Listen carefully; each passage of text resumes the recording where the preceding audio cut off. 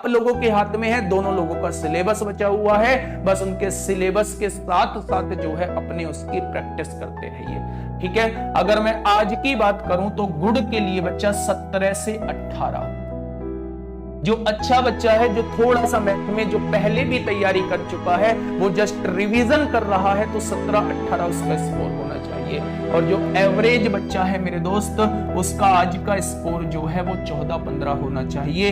और जो थोड़ा चेंजेस वाली बात कर रहा हूं, अगर 9-10 से स्कोर कम है, 9-10 से स्कोर कम है, तो दोस्त आप लोगों को थोड़ा सा देखने की जरूरत है कि मैं कहां अपने आप में बदलाव करूं, जिससे कि मेरा थोड़ा सा स्कोर इंप्रूवमेंट हो जाए। आपसे बेहतर आपको कोई भी नहीं जानता, मैं भी सलाह दे दूंगा, वो भी सलाह बच्चे आपके लिए जब तक मान्य नहीं है, जब तक आपने खुद अपने ऊपर एनालिसिस ना किया हो। मेरी बात आप लोग समझ रहे हैं? फिर भी मैं ये कहता हूं, अगर आप अब तक के सिलेबस को पढ़ने के बाद जो है वो 12, 13, 14 क्वेश्चन कर रहे हैं और उन चैप्टर्स के क्वेश्चन आपके छूट रहे हैं जो अभी इन दोनों टीचर्स ने नहीं कराए हैं, तो मेरे दोस्त बिल्कुल घबराने की जरूरत नहीं है।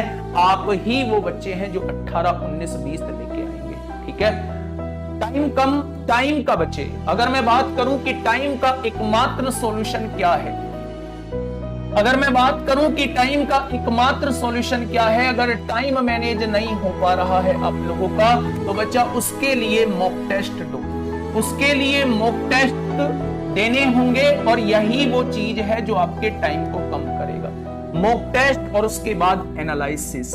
अगर आपने किसी भी मॉक टेस्ट में 16-17 क्वेश्चन किए हैं और आपके 3 से 4 क्वेश्चन छूटे हैं, तो ये 3 से 4 क्वेश्चन या तो किसी की मदद लो, या सॉल्यूशन देखो, या किसी फ्रेंड की मदद लो, या किसी की भी मदद लेके इन 3-4 क्वेश्चन को उस दिन ऐसा कर लो कि कभी नेक्स्ट एग्जाम में वो आप लोगों से पूछे जाएं तो आपसे ये क्वेश्चन छूटे ना। तब है इस मॉक टेस्ट के देने का फायदा।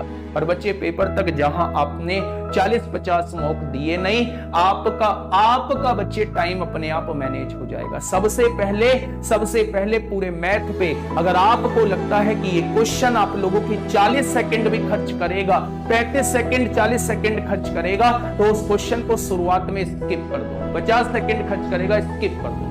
पहली नजर में ही जो क्वेश्चन होते जा रहे हैं, यानी जो पहली शिफ्ट में आप लोगों के एग्जाम क्वेश्चन होने चाहिए, वो लगभग 10-11 क्वेश्चन हो जाने चाहिए। पहली नजर में ही जो क्वेश्चन हो जाने चाहिए, ऐसे 10-11 क्वेश्चन आते ही हैं। दूसरी जब बार में दूसरे राउंड में उस पेपर को देखोगे, तो बच्चा उन क्वेश्चंस को अटेम्प्ट करो जिन पे आप लोगों को थोड़ा सा टाइम लगेगा, यानी 30, 35, 40 सेकंड लगनी है। उन क्वेश्चंस को अटेम्प्ट करना है। ऐसा नहीं है कि पहले क्वेश्चन में उलझ गए तो उसी में उलझे रहेंगे लास्ट तक, भाई इसे करके छोड़ूंगा, मैंने भी मैथ पढ़ा है, होगा कैसे नहीं है क्वेश्चन, ऐसे नहीं सोचना। ठीक है, मेरी बात समझ रहे हो? अगर आपको लगा क्वेश्चन पढ़ने से, आपने क्वेश्चन पढ़ने में 3 सेकंड खर्च कर दी, 4 सेकंड खर्च कर दी, 5 सेकंड खर्च कर दी, अगर आपको लगता है क्वेश्चन कैलकुलेटिव है, तो बिल्कुल स्किप कर जाइए। दोस्त दिमाग में सेट करके जाइए कि सीआई का क्वेश्चन अगर थोड़ा सा बड़ा देखने को मिला तो मैं उसे शुरुआत में स्किप करके चलूंगा। सिंप्लीफिकेशन का क्वेश्चन अगर बड़ा देखने को मिला, मैं शुरुआत में स्किप करके चलूंगा।